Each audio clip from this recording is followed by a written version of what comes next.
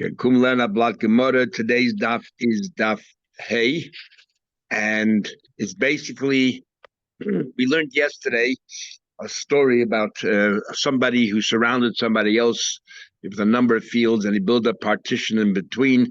And the question is whether the person in the middle, we're talking about out in the fields, does he have to contribute or not? So basically, we had an argument between Tanakama and Rabbi Yasi.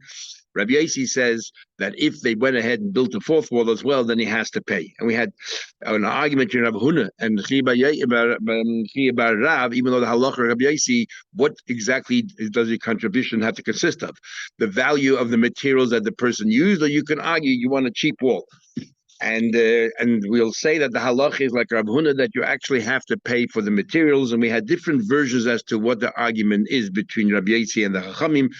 But most of the 3 out of the 4 versions was Rabbi Yasi is stricter. He holds it doesn't make a difference if the makif or the nikif, the person who's surrounding the fields, or if the person who was surrounded by went ahead and built the fourth wall, where there definitely he demonstrated his interest in the walls and he has to pay. But even if the makif made the closed off the fourth wall, since now you are benefiting from it and you're causing the makif a little bit of a loss because the entire wall is being built because of you, or according to Teshuvah Bava Kama, you're building exterior walls in the perimeter of the outside field, but he has to build a much larger wall because of you.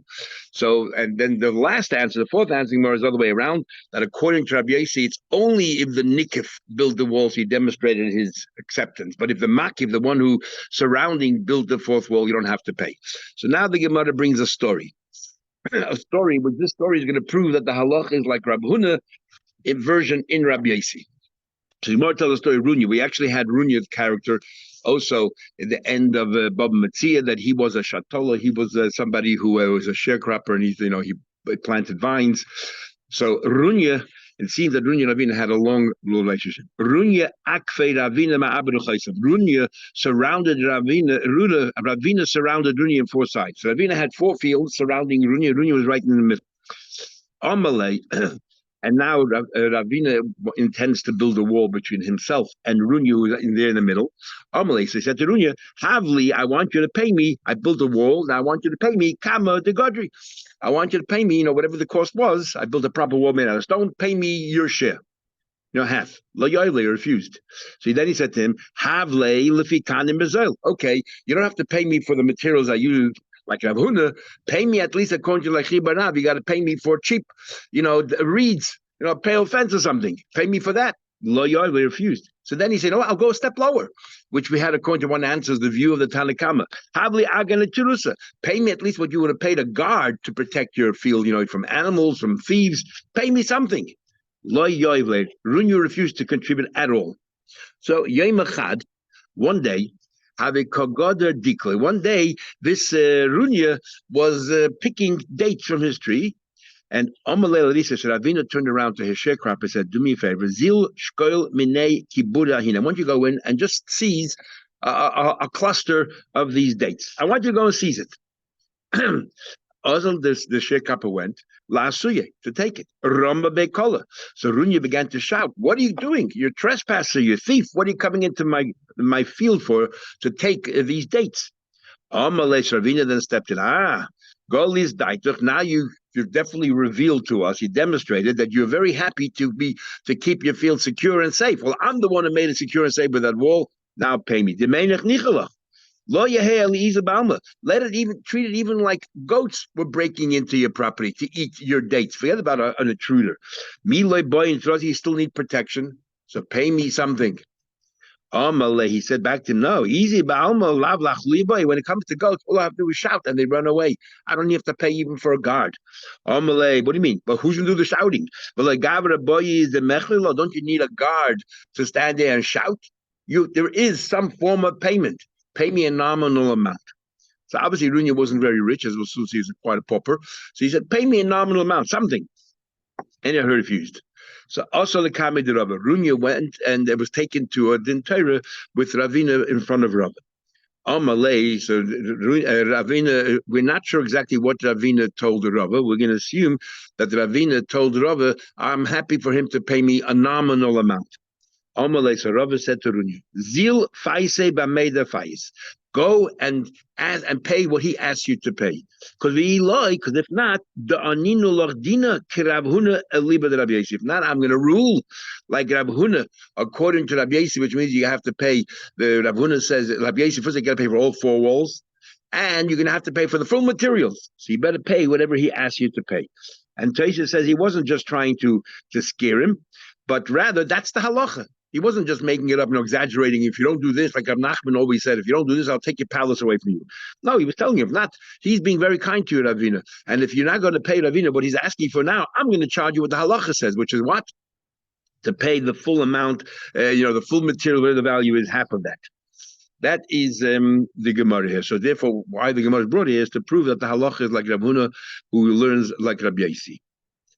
Now, very interesting is there's a Ramah in the end of chapter 7, Yud Zayin in Cheshem Mishpat, which is a beautiful achrein, the Sameh, the Shach, the Tzos, understanding this story. The Ramah comes up with the following halacha, and his understanding is based on this story here. It seems like a pretty straightforward story. The Ramah learns from him as follows. If a guy goes into court and says that he's a plaintiff, Reuven is a plaintiff, he says, Shimon owes me, and he tells the story to the judge, he owes me $150. Now the judge, after he hears the case, he knows that Reuven is totally wrong, and Reuven has a right to actually ask for $1,000 based on this story. But Reuven is always asking for $150. Says the Ramah that the Dayan, even though he knows that Reuven is that the plaintiff is making a mistake, has to only paskin based on what the plaintiff is asking for. And if the Dayan decides to go ahead and ask for $1,000, the court, the din Torah can be appealed and reversed, because he has no right to ask for more than this. And how does Ramah know this? For this very story. Ravina told the halacha is like Rav Huna in the name of Rabbi Yossi, who learns in Rabbi Yossi. It means the halacha is he has to pay the full, for the full materials. Why did Rav only ask for, the amount that the plaintiff asked for? Obviously, Ravina came to court. He told him, I want from him to pay me for a guard, for example. So, a guard that you will have, that's all you have to pay for. So that even though Rav knew the halacha is like Rabbi Yossi, and he had a right to ask for $1,000, Rava couldn't ask for any more. That's what the Ramah says. There's a long sameh here, and very nice. And they go through, pick the story apart. What actually happened here? What did the Ravina say to Rava? Because the sameh says, to my understanding, Ravina knew the halachas, but yet Ravina said, I'm happy for you to pay for a guard, which means Ravina is being moichel. Ravina is moichel on the rest. So therefore, that's why Rava didn't ask for any more than what Ravina said. But if Rava maybe knew that Ravina didn't know the halacha, then maybe Rava has a duty to paskin what the halacha says, not what the plaintiff is asking, because maybe the plaintiff doesn't know. But then the Sameh says, if that's what actually happened here, and the Ravina didn't know the halach, and yet the Ramah's understanding that you only have a right to ask what the plaintiff is asking, then what right did the Rava have to say at the end? And if you don't give him what the plaintiff is asking, I'm going to charge you like the full amount. But you just said that once a dayan can't go any higher than the plaintiff is asking. This is in itself a question on the Ramah. And then the Sameh concludes that the Ramah's understanding in this story is that Rava thought Ravina did not know the law, because Ravina, all he came is, Ravina did not relate to him the whole discussion, which then he would have realized that he knew the law, but he just said to him, I want to pay, he should pay me the amount that you pay for a guard. And Rava therefore said, the halach is you got to pay him what he asked for. But if not, I'm going to penalize you and charge you like Rav Huna. Taisha said he didn't say it to make up a halacha. So but true, the halacha is like Rav Yossi, but Rava has no right to ask for any more money than Ravina asked. But he's saying to the guy, I'm going to penalize you as a bezin. If you like tzayis din, if you don't listen to the dayan, I'm going to charge you more. That's how the Sameh understood the what do you call it? The Ramah understanding of this Gemara. The Shach goes to town and he has a whole different understanding. But bottom line, the Shach says here that here is a case of mechila betos. If you were meichel betos, which means that if you gave somebody, you say, you know what, it's all right, you can have it, because you thought that the halacha says that you don't really have a right to it, that's not a valid mechila. That's called a mechila betos. But since the Rivash, where this din comes from, holds that mechila betos is a valid mechila, that's why there are more paskins, that even though the guy didn't know, you still have the right to say that that the mechila, those who hold a mechila betos is a valid mechila, you cannot ask for anymore. But if you hold a mechila betos is not a valid mechila, then if the guy comes to the court and he asks for a smaller amount, but you can see, and he was meichel the rest, you can see that the reason why he was meichel is because he thought that that's the halacha. He had no idea, so it's based on a mistake. Then if you hold mechila betos is not really a proper mechila, then you have the bezin not only has a right, but the bezin should paskin according to the halacha, not according to what the plaintiff is asking. Anyhow, fascinating argument, all based on a little story here in the Gemara. Then the Gemara continues. So, according to some, because we talked about Ravina and Runya, we will bring another story down of Ravina and Runya. So, this is the third story we have, one above Metzi and two over here. Says the Gemara another story. The Gemara says that Runya Zovan Ara Amitza Ravina. Runya once bought a property on the border of Ravina.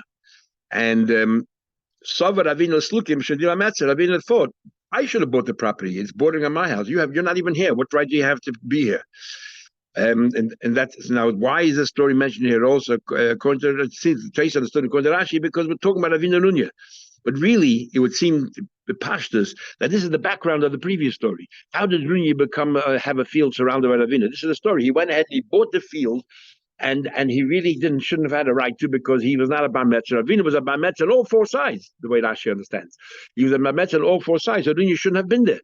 And just giving background how Runya got the property in the first place. So you see they didn't get on very well. And then the story on top of the page is the following story. So what happened here, that Ravina tried to stop him, because we learned all about Bar Metzger and the end of Bar Metzia, that somebody buys a property that he was not a neighbor to. The neighbor has a right to go to court and to unravel that entire deal and take the property away and just reimburse him the money that he paid. So Rav Safra said to Rav Yehuda, Ravina, no. Amri Inchid is a saying by people. Arba Litzola, Arba Litzlola.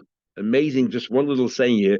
4 to the, we'll see in a minute, either for the leather and 4 to the tanner, or 4 to the poor tanner and 4 to the rich tanner. There are 5 pshatim here in the Gemara alone. Rashi and traces how to learn pshat in Gemara. But Rashi basically learns as follows. All three are the similar theme. One pshat in Rashi is that whether you're a tanner, go talk about a tanner, you pay 4 loaves of bread to a poor person tanner, and you pay 4 loaves of bread to a rich person tanner. And therefore they're both treated equally.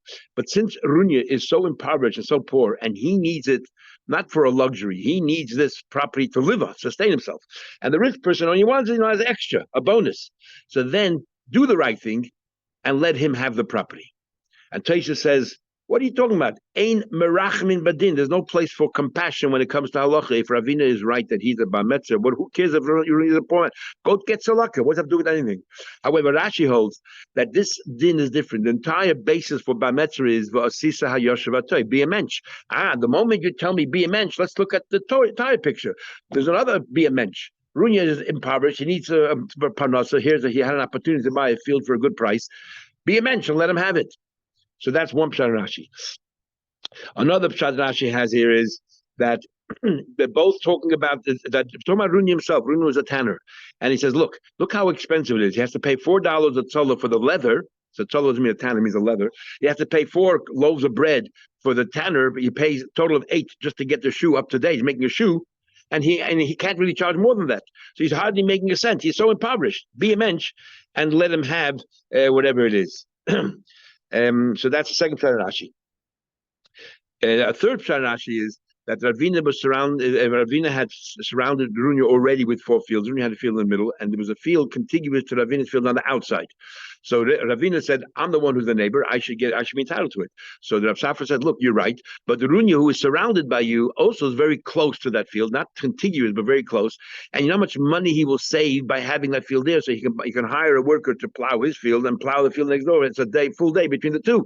He will save economically. He will save so much money, and he's a poor person. Be a mensch, let him have it." That is how Rashi learns the 3 pshatim. Taisus quickly learns that there's no place for compassion when it comes to halacha. And bar metzger is not so much compassion, that's the halacha. He has a right. He has some, has certain neighborly rights, and therefore you can't, just go over and trump those rights. So Taisus learns in one pshat, which becomes a big machlekes in halacha, that Ravina actually was surrounding this, was contiguous to this field on 3 sides, and Runya was contiguous to this field on 1 side. So Runya was in the middle, But on the right side, let's say on the right side, a part of him was this. On the right side was this other field, and then all four sides were surrounded by Ravina. So on one side, Runya was a neighbor, but Ravina was surrounding this field on three sides. So Ravina said, "I'm three sides. I'm a stronger neighbor. I should have the rights." And Absafra said, "No. Since the whole thing was he's a neighbor also." And therefore, in halacha, we actually pass in this way as well, that if the neighbor who's on one side came in first, you can't push him away. And then being another reason, and yeah, that's the Gemara. Next Mishnah. If a wall of a chutzner collapses, we had this in Gemara before already. So whether you learn Hezek or Shmei Hezek, obviously you have to rebuild it. Whether you learn Hezek or Shmei Hezek, generally it's not. But because we got so accustomed to doing private things, and in this case, I'll concede that the Hezek is damaging and is losing value or it's hurting. So if the wall collapsed, then the other person has to contribute whether he likes it or not. Ad arba amas of the halach is you have to build a 4 amas wall. So till 4 amas becheskes shenosen, and then the guy. So what happened was the guy built it first, and now he's coming to claim the money. So we're not talking about he initially went to court and said, "Let's go pay, contribute." The guy couldn't wait any longer. One neighbor, so he built the wall, and now he says to the other guy, "Pay me," and he obviously built it right in the middle. And we assume that the neighbor paid until he proved otherwise. We'll see more later. He's talking about on the day that he completed the wall, he came over and asked him, "Pay me," and the guy said to him, whatever he said to him. And the din is, he said, "I paid you." We believe him that he paid him, because why would you have built the wall without making sure you have money? Since you could go to court, the other guy knows that he has to pay, so therefore you would collect the money. So the way Rashi learns is actually that the guy says, "I paid you before you started building the wall." And we believe them, because why would you have started building the wall on your own when you can just go to court, the court right away issue a psak that he should pay half. So according to Rashi, the guy claimed that I paid you before you even began build the wall. Later in the Gemara, we'll see we're talking about, he said, "I paid you after you started building the wall." According to the Muki Yosef, the pshat over here is and others, that no, I paid you in the middle, and the wall became mine. And the wall became mine because it's sitting on my half of the chutzah. So I was cleaning the walls, and I'm believed to say that I paid you, because everyone knows the halach is you have to pay. Prove I didn't pay you. Okay, but medal amas l'maylim, above 4 amas, I don't have to contribute. And you decide to build a wall above 4 amas. You can't obligate me. Even if we had a wall 6 amas high, you can't force me after the wall collapses, I should contribute to a 6 amas wall. You can only force me for a 4 amas wall. There's actually a big machlekes of shaynim that if you're allowed to build over 4 amas the wall without my permission, even if we had a wall before, some of the shaynim say maybe then I was meichel, not anymore. I only want 4 amas. I don't like you blocking sunlight, whatever. I don't want you blocking the air. But what happens? Okay, you built a wall over 4 amas, and the neighbor who didn't want to contribute now built a wall the same height, and it looks like he's leaning on your wall right next to you, which means it's showing that he's about to use your wall as for place beams, use it to make a pergola, whatever it is. Even though he didn't yet place the beams, he didn't use it yet. He already has to contribute, because he was Megaladas, he already revealed to us that I am happy with your wall. Even though this is a case of Zenen because I didn't use your wall yet, I didn't put any beams on your wall yet.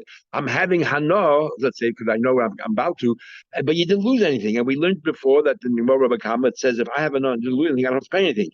But still, the moment that I showed that I'm happy with the wall, the Rishonim explained, my chutzner is kind of the half of that wall. And once my chutzner is kind of, I have to pay you for it, because I was kind of your stones. I have to pay for it, which proves that the ground underneath the wall is also considered private property. On one side of the wall is one neighbor, and the other side is the other neighbor. Not like those who would say that underneath the wall it's like that's a shutfus, because the walls were shutfus, or the land underneath the wall shutfus. No, the land itself is still separate, and therefore, as soon as I'm happy for this wall, 6 hour wall, I'm kind of those stones. Anyway, so he has to pay. But if the plaintiff says, the neighbor says, "You pay me," and the guy says, "I paid you," we don't believe it, because not everyone knows that you have to pay just by building a wall there. It's one thing you build a wall and you place the beam on it, and obviously you're using his wall. Why should you pay? But if I didn't use the wall yet, why should I pay? And therefore, we don't believe you paid unless you would have to, unless you prove it with witnesses.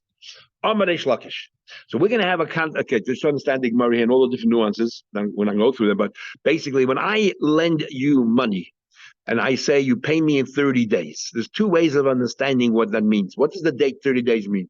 Does it mean that you owe me the money now, but I have no right to collect it from you for 30 days, but you owe me the money? Or the pshat is that you don't owe me the money until the 3rd day mark, and that's when you start owing me the money. The chayiv only starts at 30 days. That's one thing. What about if you don't nominate a date? We're going to have more makas of gimel that stam halva is 30 days. If I say I'll lend you money, I didn't nominate a date, automatically we assume it's 30 days. We actually had an enba mitzvah that a bezin says something, it's automatically 30 days. So it's 30 days. How do we understand that? If you hold that when I nominate a date, that means you don't owe me the money until that date comes along. What about in the case of stam? We didn't nominate a date. The halacha says it's 30 days and you cannot collect from him before 30 days. Does that also considered as if the chayv only begins at 30 days? Or here it's different. Here, because we didn't nominate a date, you already owe me the money. The halach intervenes, says don't nudge him, don't start asking him for the money for another 30 days. How do we understand that? The same thing, for example, a pidyon aben. A pidyon aben is not obligated. We had some mitzvah as well. You don't have to pay till 30 days. So the pshat, there's no mitzvah at all before 30 days. Or the pshat, there is a mitzvah, but you don't pay till 30 because we want to make sure that the child will live, and therefore, because you need a child to 30 to live for 30 days before we say the child, raise children 30 days means they'll continue living, and therefore you don't pay till then because ein holchin b'mamanacha. Right? You wait till then, but till after 30 days. But the chiyuv starts straight away. So let's see the Gemara. Amar Shlakish. Shlakish says, I believe if I nominate a date, I tell you, and the guy says, I paid you, come day number 30, I say, you owe me money. He says, I paid you last week. Says Shlakish, no, we don't believe him. Why? Because we're so convinced. How about people pay on the due date, let alone pay prior to the due date? No, the Shlakish holds, the logic behind the Shlakish is, it seems, that the logic is there's no chiyuv before 30 days. Why would you pay before you owe the money? You don't owe the money until day number 30. And now there's a machlekes, Taisus, another rishonim. What happens by stam halva? And because Taisus clearly says over here, this only happens when you nominate a date, not by stam halva. No, Taisus, you nominate a date, there's no chiyuv till then. But stam halva, the chiyuv is straight away. You shouldn't be asking before 30 days. Other than Shem, there's no difference. That's Reish Lakish. Comes on the Bible. They both say Tarvayu Ovidini. Tarvayu. They both say Ovidini is the paragazimni. People do pay. Why? Zimnin the This is the nature of people. If you happen to have the money in your pocket and you're scared that money will burn a hole in your pocket and you'll spend it before you'll be able to reimburse that person. You'll have money in your pocket. He says, you know what?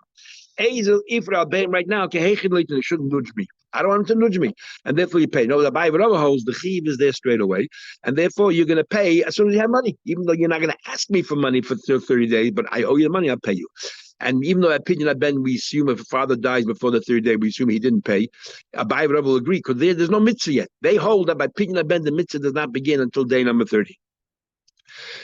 Or by opinion haben, we're not worried about nudging. Who's supposed to nudge you? No kohen has a right to say, "Hey, give me the money for pidyon haben." Why? I don't have to give it to you. I'll give it to anybody else. But when there's one lender, the lender will nudge you. So maybe that's the reason. Said the Rishonim. Saying about it further, let's now go back to our Mishnah. It says in the Mishnah, it says in the Mishnah that a 4-armor wall, and he claims he paid back, then we believe him. Now, when did it exactly happen? When did this dispute happen? If he came to him a week after the completed the wall, and he said, "Look, I paid you on the day you completed the wall." Then pshita, of course he's believed. It's like, why shouldn't he? Why, of course he's believed. It's like you're saying me, I owe you $100. You say Reuven says to Shimon, "You owe me $100," and Shimon says, "I owe you nothing." End of story. Reuven has to prove that Shimon owes him the money. Same thing here. Love us. Must be told. The case here is the guy said, I didn't pay you on the day you completed. I paid you a week before you completed the wall. I paid you before the due date. And yet he's believed. Doesn't that prove like a Bible?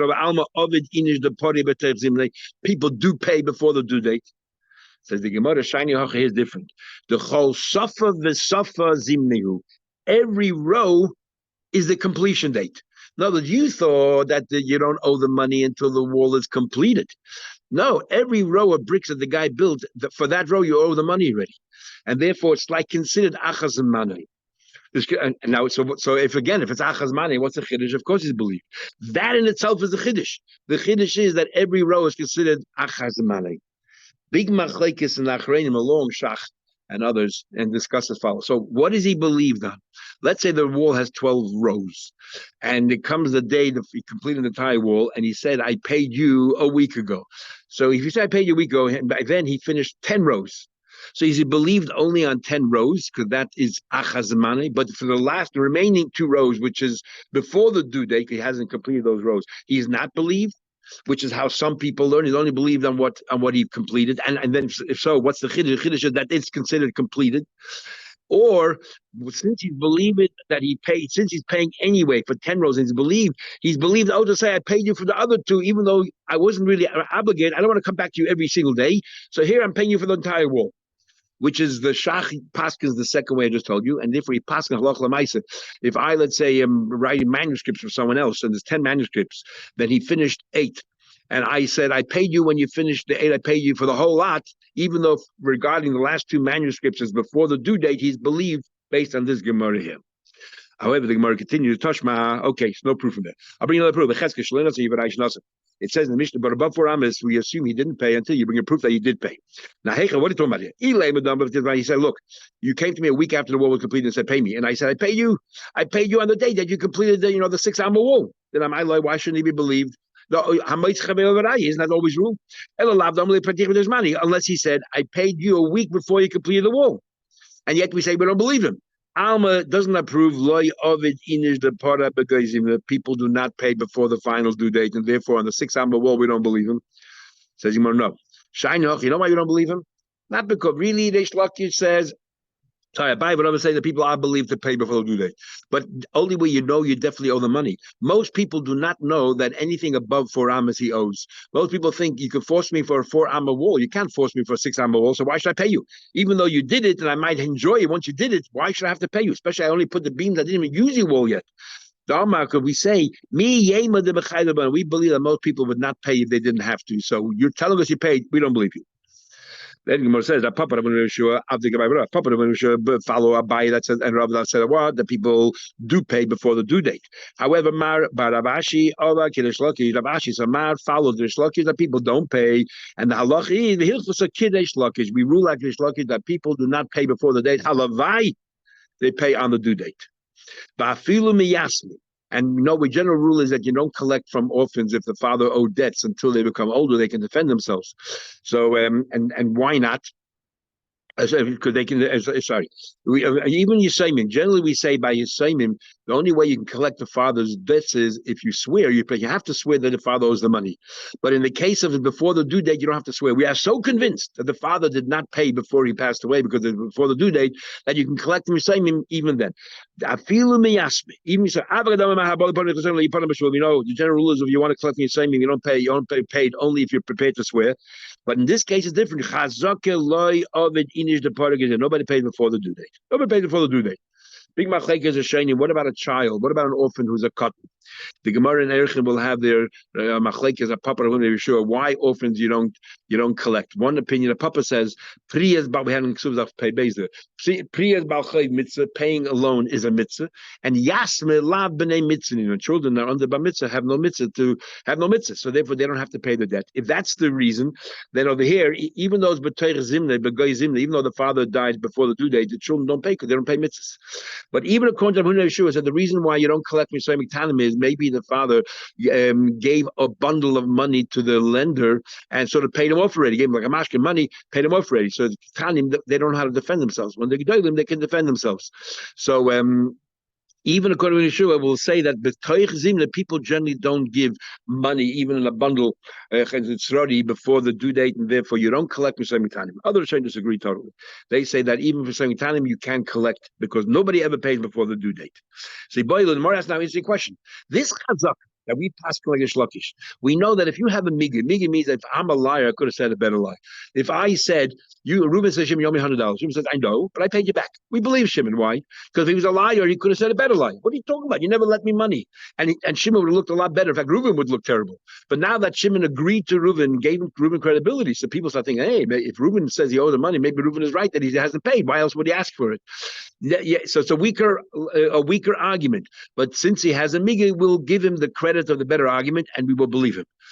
But if there are edim, a migi against edim doesn't work. even though Miga is very logical and compelling, but nevertheless, if you have Adim that disagree, then of course a Miga is not stronger than Adim. What about in this case here, this Chazaka? If you have a Miga supporting you, but it's against the Chazaka that people don't pay before the due date, but the Miga seems to say that you did pay. Is a Miga that compelling that it overrides the logic of this Chazaka, or this Chazaka is tantamount to having two witnesses that you definitely didn't pay? How strong is this Chazaka? Is it a case of probability or a case of certainty? Says the Gemara, a question, what happened a week after the due date? A week or a month later, he said, oh, you owe me $1,000, pay me. And what did the guy say? The guy said, I paid you a week before the due date. Now, nobody pays before the due date, but he has a migli, because if he was a liar, nobody could have said, I paid you on the due date. It's a month later now. I paid you definitely on the due date, and he would have been believed. But instead, he said, I paid you before the due date. So he has a migli. Is this migli compelling enough to override the chazakah that people don't pay before the due date? He asked him to payment after the due date. He said, but when? Money. Now, what do we say here? Do we say that the migli is so compelling that it overrides the chazakah? Perhaps the this chazakah is so strong, as the Taish is trying to point out, there are different levels of chazakah. Some chazakas migli do work against, some they don't. But this is a strong chazakah. It's a weak chazakah. Mika overrides that. But here's a strong chazakah, and it's a logical chazakah. It's not a chazakah. Well, we don't know what happened. Leave things status quo. We're talking about a logical chazakah that people generally don't pay before the due date. So in the case of a migi, what happens? So now we go back to our Mishnah, and we learn our Mishnah a little bit differently, and we'll see then how we can try to resolve this question. Tashma coming here. It says in the first part of the Mishnah, the first 4 amas, we believe that he paid. Now, what's the case? He came to him a week later, and he said to him, you owe me for the wool I completed last week. I paid you already last week. Then Pshita, of course he's believed. Why not? You're asking $100 that I pay you. Of course he's believed. Elalav, what the mission is trying to tell us a chiddush, something novel there. You know what he's talking about? He said to him, I paid you before you completed the wall. And the Mishnah Chiddush is he's believed. You know why? Because he has a migri. He could have said, I paid you a week ago when you completed the wall. Instead, he said, I paid you 2 weeks ago before you completed the wall. He has a migri, and the migri is stronger than this chazakah. That's a chiddush. So that resolves your question. This migri is so compelling that it overrides even the chazakah. Alma, that even against this chazakah, we will say we believe the migri. Saying no proof. Shaino here is different. You know why it's different? They call safa v'safa zimnehu. Every single row is its time. I told you a few times already, everyone has to be in the bonnet, that, when we were learning in yeshiva, our Rosh Yeshivas used to say words and pronounce words in certain, enunciate words in a certain way, and you look at all these new modern Gemaras, Steinsaltz and Oiz Bahadur and Art Scroll, and they sometimes, many times, pronounce the word differently. And who's right? So lately, from time to time, I'm curious. I look in to compare, Art Scroll, Oiz Bahadur, Steinsaltz, and compared to the way I learned it. So like right here, Kol Suf of the Suf, right? Every single Suf, every single row is considered a completed job. How do you pronounce the word? So I was told the word should be Safa, right? The word is Safa. And every row is what it called, is completed. Sin. I look in Art Scroll and I look into Oiz Bahadur, they have Shafa. Don't know where they got it from, but they have Shafa. I look in the Steinsaltz, it's Safa. I look in the Rishonim, interesting, many Rishonim don't even have a Shin, they have a Samach. It's definitely Safa, which means a row. Yet, because it's not Hebrew, it's Aramaic, they decided that it should be Shafa. On what basis, I have no idea. So no one should ever be concerned that if you're Rosh Yeshiva, told you to pronounce a word in a certain way, and you have all these modern Gemaras telling you it should be pronounced differently, it means absolutely nothing.